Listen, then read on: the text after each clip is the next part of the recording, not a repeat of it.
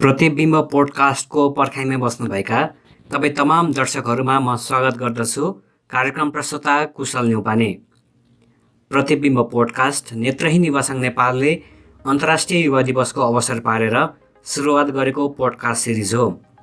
अबको करिबन 8 श्रृङ्खलासम्म हामी प्रत्येक बिहिबार बेलुकी 7 बजेदेखि नेत्रहीन युवा सङ्घ नेपालको फेसबुक पेज, युट्युब च्यानल, हाम्रो वेबसाइट www.bynepal.org र अन्य विभिन्न अडियो पोडकास्ट प्लेटफर्महरूबाट एकसाथ आउनेछौँ।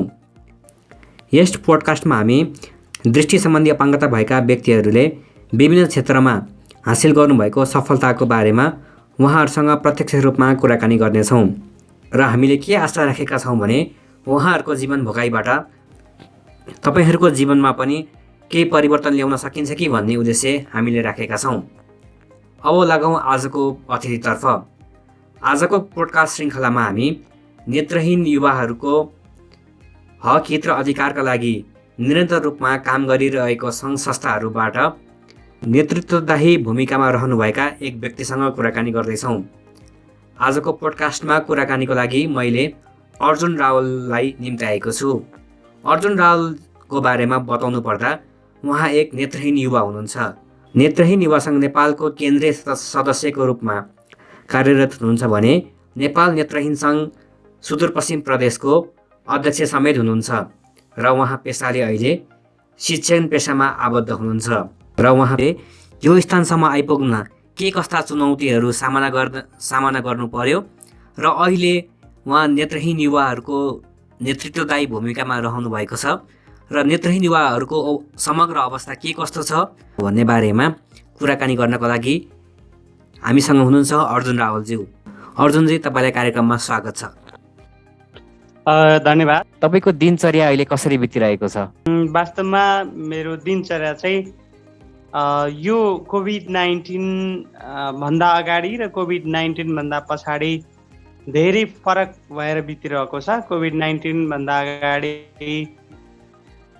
सोसल साइडहरूमा अथवा यो फिजिकल्ली प्रेजेन्ट हुनुपर्ने कार्यक्रमहरूमा एक्टिभली इन्भल्भ हुन पाइएको हुन्थ्यो र अन्य प्रकारका सामाजिक गतिविधिहरू, क्रियाकलापहरू जुन समाजसँग सम्बन्धित छन् तिनी गतिविधिहरूलाई चाहिँ शारीरिक उपस्थितिका साथ गर्दै आइएको थियो भने यो अहिलेको दिनचर्या चाहिँ घरमै बसेर यो टेक्नोलोजीको मद्दतबाट यस्तै जुम प्लेटफर्महरूको प्रयोग गरेर विभिन्न कार्यक्रमहरूमा सहभागी भएर प्लस आफ्नो शिक्षण पेसालाई चाहिँ कसरी व्यवस्थित बनाउन सकिन्छ भन्ने पाटोलाई चाहिँ मनन गर्दै अथवा सोच्दै नै अगाडि बढिरहेको छ। अनि यो कोभिड-19 को बिचमा जहाँ जस्तो प्रकारका समस्या आए कहाँनिर कुन रूपमा समाधानको माध्यमको काम गर्न सकिन्छ भन्ने सोचबाट नै अगाडि बढिरहेको छौँ। तपाईँ अहिले शिक्षण पेसामा पनि आबद्ध हुनुहुन्छ र सँगसँगै चाहिँ तपाईँले अपाङ्गता भएका व्यक्तिहरूको हक हित र अधिकारको लागि विभिन्न सङ्घ संस्थाहरूमा रहेर काम पनि गर्दै आइरहनु भएको छ। तपाईँले यो स्थानसम्म आइपुग्दाखेरि आजको दिनसम्मलाई कसरी सम्झिनुहुन्छ आफ्नो जीवनलाई? वास्तवमै राम्रो प्रश्न गर्नुभयो, जुन प्रश्नले चाहिँ मलाई हिजो अथवा विगतमा गरेका सङ्घर्षहरू, विगतमा बिताएका थुप्रै क्षण र पलहरूको स्मरण भयो। म यो अपाङ्गता क्षेत्रसँग जोडिनुभन्दा पहिला सिङ्गो समाजका विभिन्न अभियानहरूसँग जोडिएको जो चाहिँ समाजका सामाजिक कुराहरू थिए, आर्थिक कुराहरू थिए, राजनीतिक कुराहरू थिए अथवा शैक्षिक कुराहरू थिए, जसले कुनै न कुनै कोणमा चाहिँ युवाहरूको आवाजको प्रतिनिधित्व गर्दथ्यो, जसले कुनै न कुनै कोणमा चाहिँ समाजका आवाजको प्रतिनिधित्व गर्दथ्यो वा कुनै न कुनै ढङ्गमा मैले जानी नजानी भए पनि अपाङ्गता, सीमान्तकृत वर्ग, महिला वा अभावमा परेका वा उत्पीडनमा परेकाहरूको आवाज बुलन्द गर्ने कोसिस गरिरहेको छु भनेर अहिले म बुझ्ने अवस्थामा आउँदा मलाई अनुभूत भएको छ। होइन, जस्तो 2062-63 को जनआन्दोलन चलिरहँदा म केवल 10-11 वर्षको थिएँ। त्यो ज्ञानका हिसाबले, परिपक्वताका हिसाबले सबै कोणबाट हेर्दाखेरि चाहिँ त्यो काँचो उमेर थियो अथवा नाबालकको उमेर थियो। तापनि म त्यतिखेरको त्यो आन्दोलनमा पनि सरिक भएर अहिले पनि मेरो खुट्टामा सानो घाउ छ।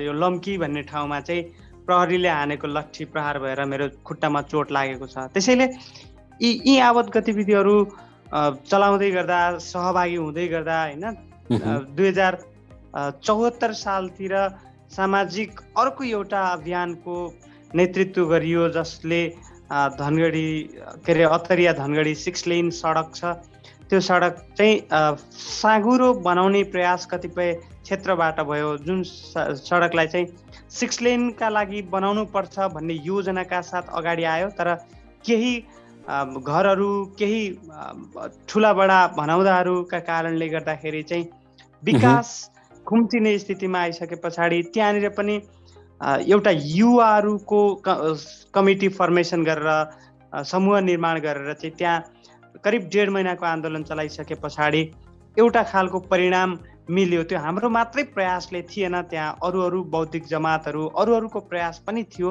यद्यपि त्यो प्रयासमा हामीले मिसाइसकेपछि सफलता हासिल गऱ्यौँ।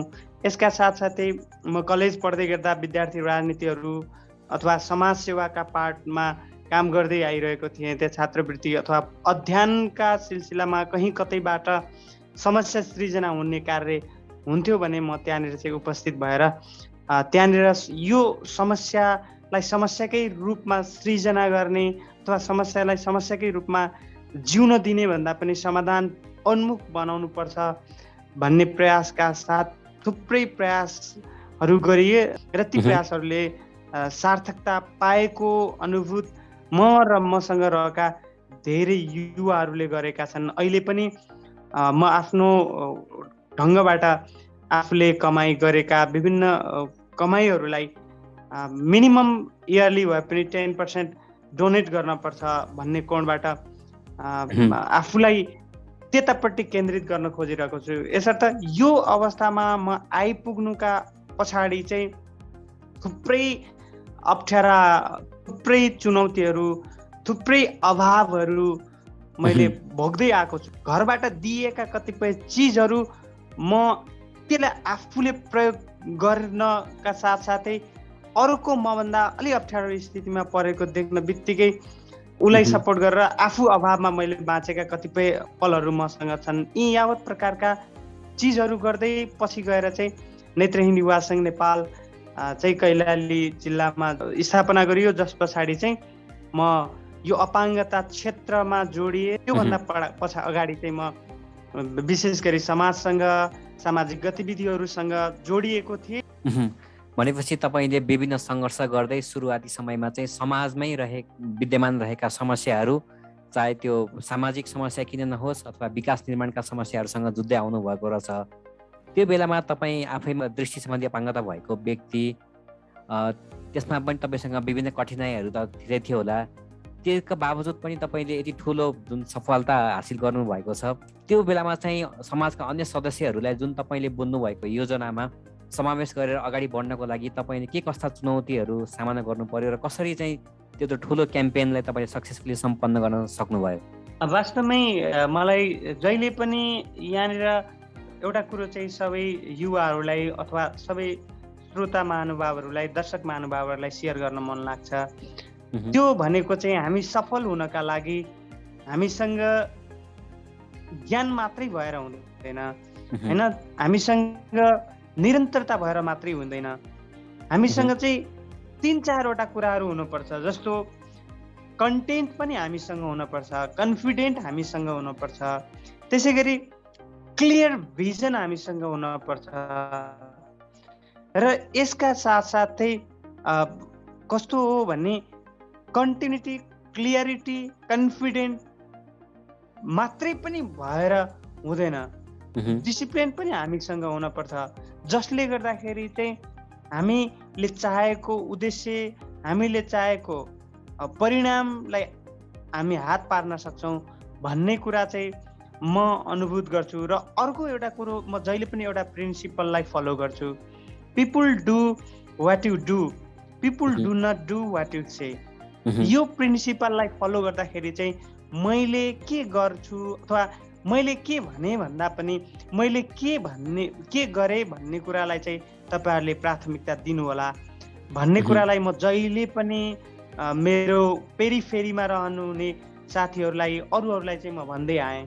अब काम गर्ने सन्दर्भमा चाहिँ तपाईँ हामी जस्तो अरू युवाहरू र हामी युवाहरूले काम गर्दाखेरि चाहिँ केही एउटा काम हासिल गर्नका लागि अर्को युवाले चाहिँ 20-25% मेहनत गर्दा पनि यो समाजले पत्याउँछ। हामी वरिपरि रहेको बौद्धिकताका प्रतिनिधिहरूले पत्याउँछन्।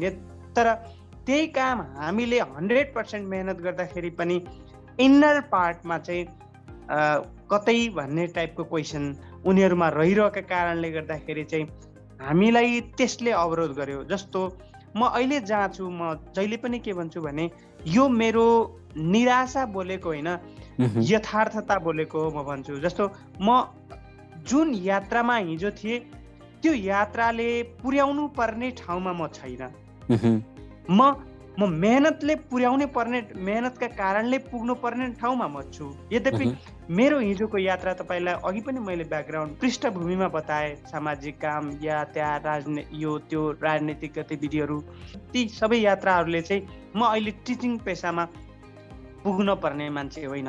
त्यसर्थ म चाहिँ अरूहरूलाई पनि के भन्छु भने एउटा कामको सफलताका लागि, एउटा कुरोको प्राप्तिका लागि चाहिँ त्यो ड्रिम, एक्सन, डिभोसन, यी तीनवटा कुराहरू भयो भने सफल भइन्छ। मसँग सबै कुरा थियो, यद्यपि मसँग हामीले अथवा मलाई पत्याउने समाज नभएका कारण अहिले पनि म यो जुन ठाउँमा छु त्यो ठाउँमा चाहिँ म हिजोको यात्राले मलाई कहाँनिर पुर्याउँथ्यो त्यो पुर्याउने ठाउँका लागि, पुग्नुपर्ने ठाउँका लागि म ब्याकग्राउन्ड तयार पारिरहेको छु भन्ने मलाई लाग्छ।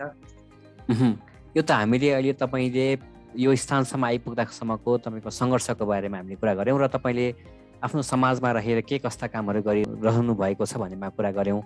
अब तपाईँले अघि सुरुको प्रश्नमा जोड्नु भएको थियो कि नेत्रहीन युवा सङ्घ नेपालको कैलाली शाखाको अध्यक्ष तपाईँ भइसकेपछि तपाईँ चाहिँ यो डिसेबिलिटी मुभमेन्टमा लागे भनेर भन्नुभयो। डिसेबिलिटी मुभमेन्टमा तपाईँ लागिसकेपछि डिसेबिलिटी मुभमेन्टलाई तपाईँले कसरी हेर्दै आइरहनु भएको छ? वास्तवमा म चाहिँ आफू सामाजिक गतिविधिहरू, समाजका कामहरूबाट डिसेबिलिटी मुभमेन्टसँग जोडिएको हुनाले हो वा म भित्र रहेको एउटा अर्को प्रकारको सचेतताका कारणले हो, यो अरू श्रोता महानुभावहरूले छुट्याउनु पर्ने कुरा होला जस्तो लाग्छ।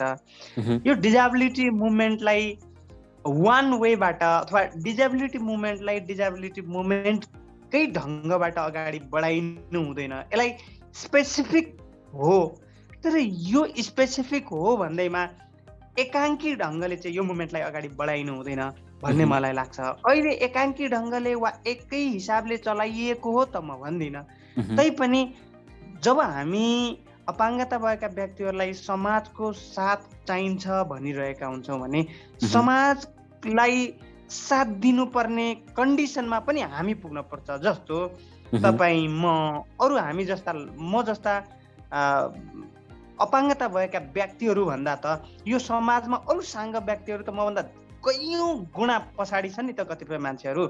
हामी ती मान्छेहरूका त सपोर्ट बन्न सक्छौँ नि त। हो, त्यहाँनिर जब हामीले अपाङ्गता भएका व्यक्तिहरूलाई एउटा हिसाबको कन्ट्रिब्युसन गर्ने लेभलमा प्रेजेन्ट गर्न सक्छौँ, पर्फर्मेन्समा उतार्छौँ भने समाज र हामी कनेक्सनमा बाँधिन्छौँ अथवा एक सबैका लागि र सबै एकका लागि भन्ने सिद्धान्तसँग जोडिन्छौँ। तसर्थ म के भन्छु भने अपाङ्गता मुभमेन्ट हिजोभन्दा आज, आजभन्दा भोलि, हिजोभन्दा आज राम्रो भएर आएको छ र आजभन्दा भोलि अझ बढी राम्रो भएर जाला।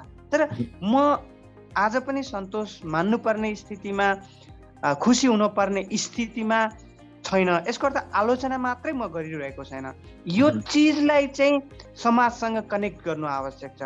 समाज रोइरहेका बेला हामीले हाम्रा कार्यक्रमहरू समाजले रोएकै परिवेशमा पस्किन सक्नुपर्छ होइन। अपाङ्गतालाई समाजसँग जोड्न सक्नुपर्छ र समाजलाई अपाङ्गता जोड्न सक्नुपर्छ। तब मात्र समाजले अपाङ्गता असक्षमता होइन, यो समाजको बुझाइको अभाव हो, अर्थात् हाम्रो बुझाइको अभाव हो भन्ने कुरा बुझ्न सक्दछ भन्ने मलाई लाग्छ। जुन कुरा अपाङ्गता मुभमेन्टले राम्रोसँग चिर्न सकेको छैन।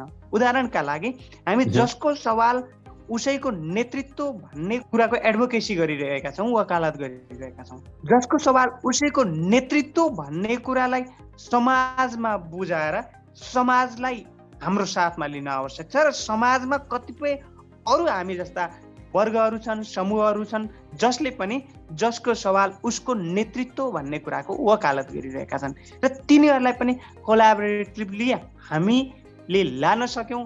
अपाङ्गता भएका सङ्घ संस्थाहरूले लान सके, व्यक्तिहरूले लान सके भने हामीमा मात्र सीमित रहँदैनौँ। अपाङ्गतामा मात्र सीमित रहँदैन।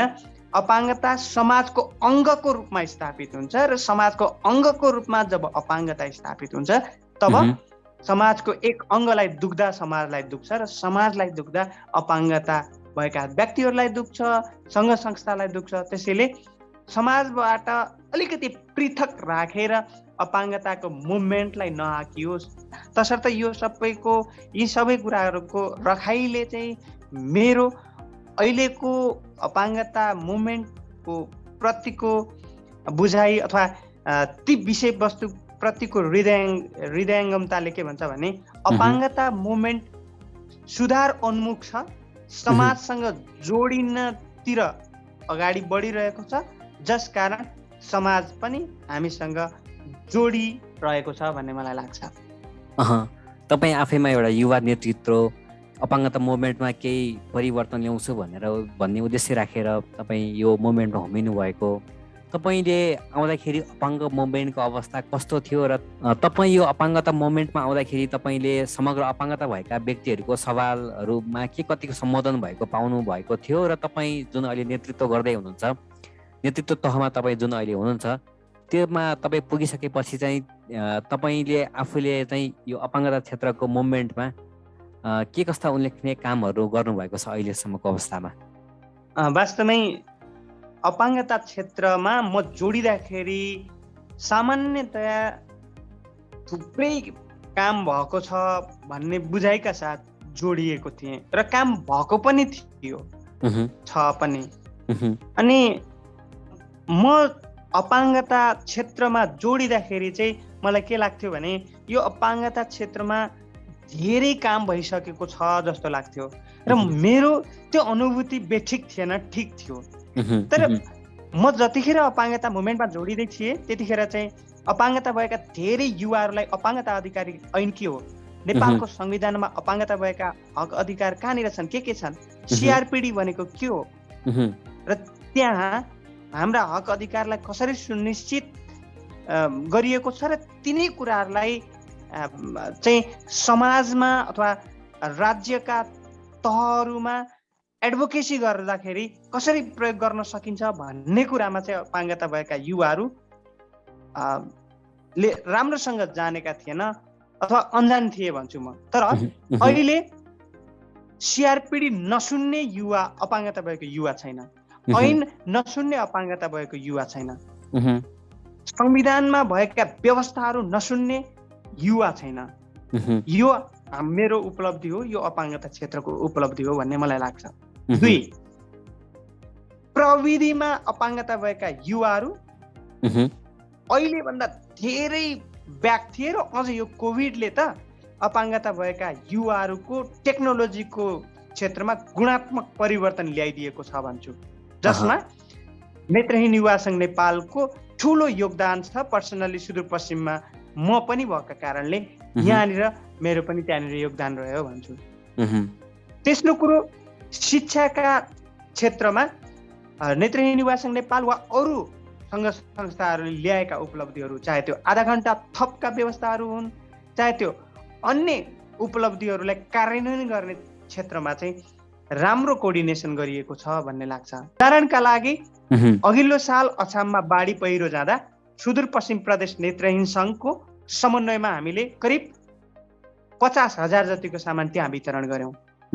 यो बीचमा अरू समाजका लागि धेरै जस्तो हस्पिटलमा अक्सिजन ग्यास नहुँदाखेरि त्यहाँ कोअर्डिनेसन गर्ने पाटोमा, अरू अपाङ्गता भएका व्यक्तिहरू केही समस्यामा छन् राहत वितरण गर्ने पाटोमा, यसरी समन्वयात्मक भूमिकामा संस्थागत फन्ड छ, संस्थागत फन्ड अथवा संस्थाको आर्थिक सपोर्ट गर्ने हैसियत छ, क्षमता हुँदाखेरि संस्थागत हिसाबले गरिएको छ भने त्यो नहुँदाखेरि चाहिँ व्यक्तिगत हिसाबबाट पनि गरिएको छ। जसले यसर्थ म के भन्छु भने हिजो म जोडिँदाखेरि जे थियो त्यो चिजमा गुणात्मक परिवर्तन आज आएको छ। अनि मलाई यो काम गराएका सिलसिलामा शिक्षामा हामी सुधार उन्मुख छौँ, धेरै उपलब्धिहरू हासिल गरेका छौँ। त्यसै गरी अरू नीतिगत कुराहरूमा पनि हामी धेरै अगाडि बढिसकेका छौँ। संस्थागत विकासमा पनि धेरै अगाडि बढिसकेका छौँ। नेतृत्व विकासका सवालमा पनि अब समाजले नस्वीकारेका कारणले कतिपय नेतृत्व गर्नुपर्ने ठाउँमा हामी नपुगेको मात्रै हो। त्यतापट्टिको एडभोकेसीलाई स्ट्रङली अब अगाडि लानु आवश्यक छ। तर हामी अपाङ्गता क्षेत्र एउटा ठाउँमा चाहिँ चुकेको छ भन्ने मलाई लाग्छ। त्यो क्षेत्र चाहिँ के हो भने आर्थिक क्षेत्र। आर्थिक क्षेत्रमा हुनुपर्ने जति वकालत भएकै छैन र त्यो नभएका कारण उपयुक्त उपलब्धिहरू हामीले हासिल गर्न सकिरहेका छैनौँ। हामीले जुन तपाईँले अहिले अपाङ्गता भएको क्षेत्रमा हासिल गरेका उपलब्धिहरूको बारेमा परिचर्चा गर्नुभयो, त्यो उपलब्धि हासिल गर्नको लागि पनि विभिन्न अप्ठ्याराहरू, विभिन्न चुनौतीहरूलाई सामना गर्नु पर्यो होला। अपाङ्गता भएका व्यक्तिहरूको हक हित र अधिकार सुनिश्चित गर्नको लागि चाहिँ के कस्ता प्रावधानहरू चाहिँ एउटा फेस गर्नुपर्ने रहेछ जस्तो तपाईँलाई लाग्छ? तपाईँले यत्रो लामो समय भइसक्यो यो नेतृत्वदायी भूमिकामा बसेर काम गर्नुभएको, के देख्नुहुन्छ चुनौतीहरू? अपाङ्गता भएका व्यक्तिहरूलाई काम गर्नका लागि चुनौती भनेका चाहिँ थुप्रै प्रकारका चुनौतीहरू छन्। जस्तो समाजले एउटा प्रकारको एक्सेप्टेन्स अझ पनि गरिरहेको छैन। म एउटा शब्द के भन्छु भने हामी एचिभमेन्ट लिएर जान्छौँ होइन, त्यहाँनिर रिजेक्सन हुन्छ, एक्सेप्टेन्स हुँदैन। एउटा त्यो भयो। दोस्रो कुरोमा चाहिँ बुझेर बुझ पचाउने ठुलो समूह छ, त्यसले पनि हामीलाई समस्या पारिरहेको छ।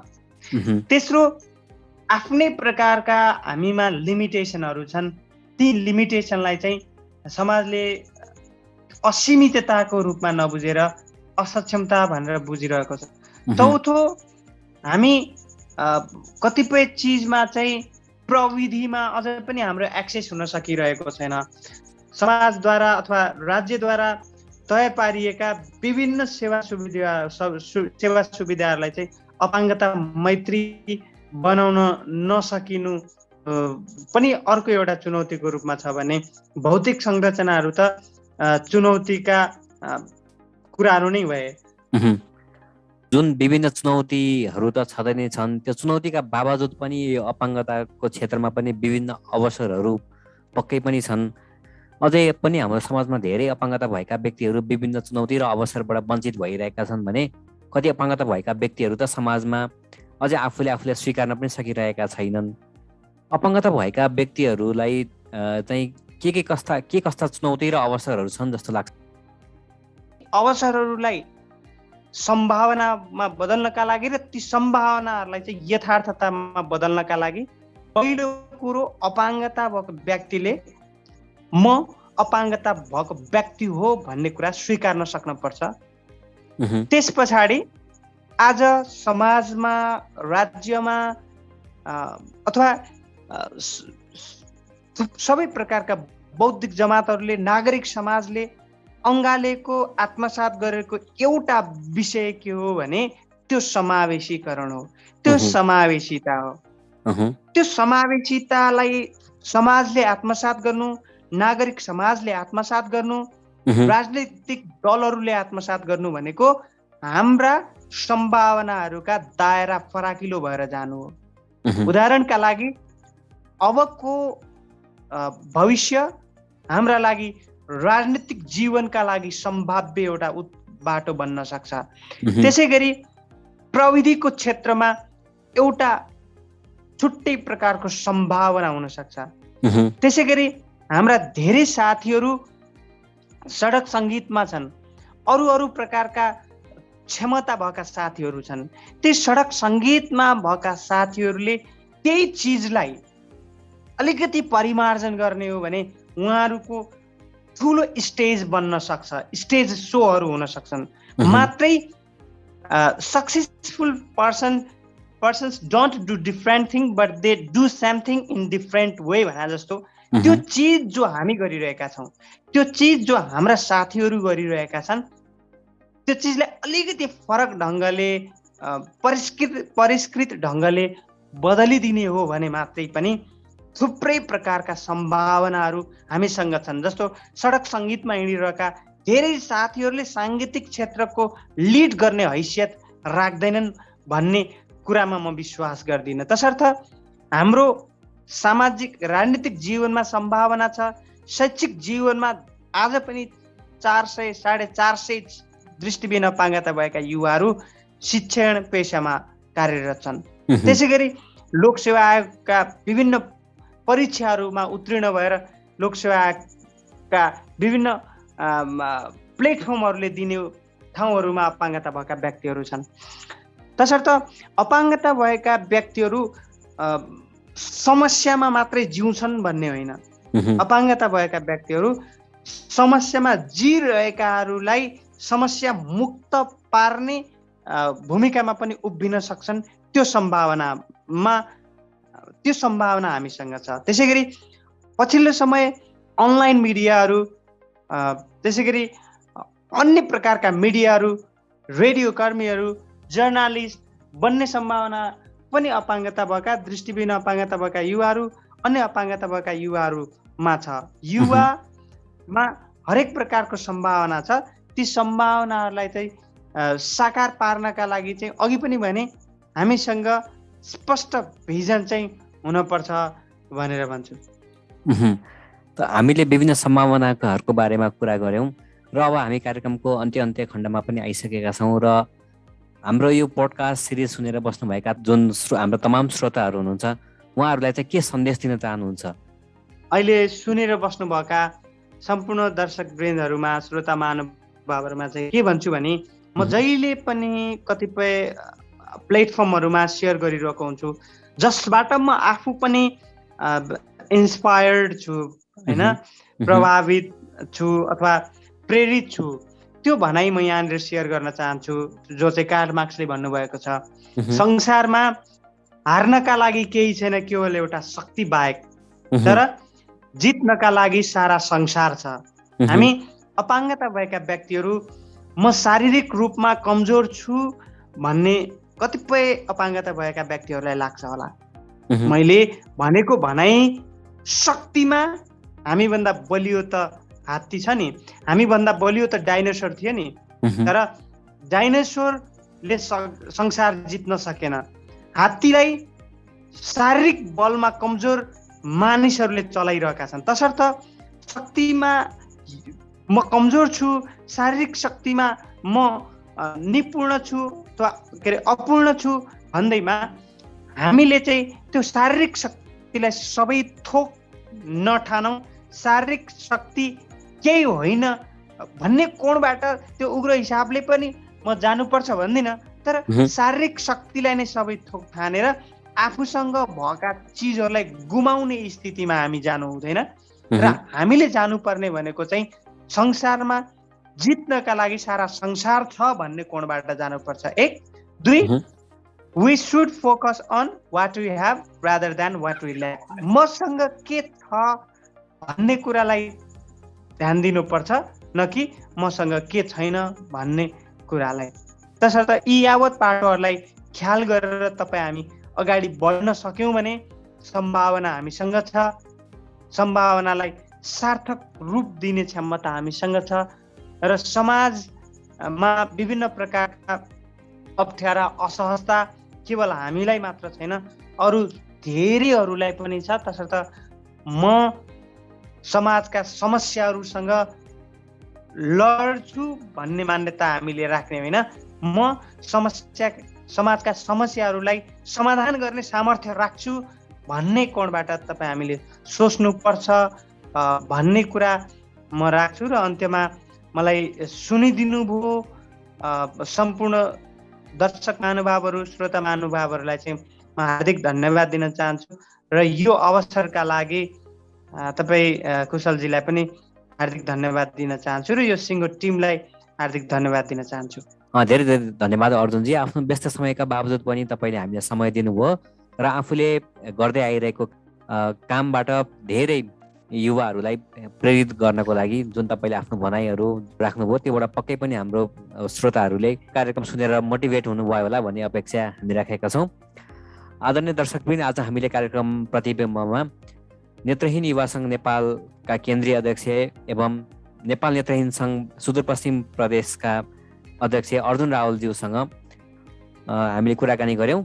र आजको कुराकानी तपाईँलाई कस्तो लाग्यो? कार्यक्रमप्रति सुझाव सल्लाह र प्रतिक्रियाहरू छन् भने तपाईँले हामीले दिएका विभिन्न ठेगानाहरूमा पठाउन सक्नुहुन्छ। त्यसको लागि चाहिँ तपाईँले हाम्रो फेसबुक पेज facebook.com/BYANNEPAL मा गएर मेसेज इनबक्समा मेसेज छोड्न सक्नुहुन्छ। त्यसै गरी यदि तपाईँ हामीसँग इमेलबाट केही सुझाव सल्लाह प्रतिक्रिया र आफ्नो केही अनुभवहरू सेयर गर्न चाहनुहुन्छ भने BYANEPAL@gmail.com मा इमेल गर्न सक्नुहुन्छ।